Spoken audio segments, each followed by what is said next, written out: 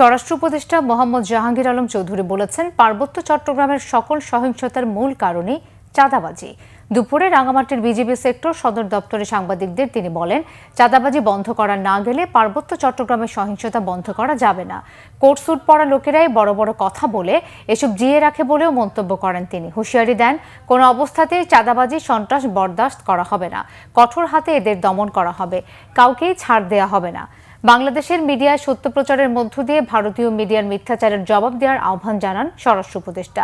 বিজিবির Baghaihat battalion, Sajek, BOP ও Rangamati BGB sector সদর দপ্তর পরিদর্শন করেন স্বরাষ্ট্র উপদেষ্টা।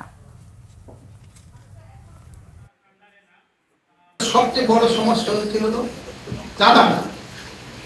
এখানে যত ধরেন যে সহিংসতা যত কিছু হয় না কেন, এটা কিন্তু চাঁদাবাজি এখানে মেইন সমস্যা।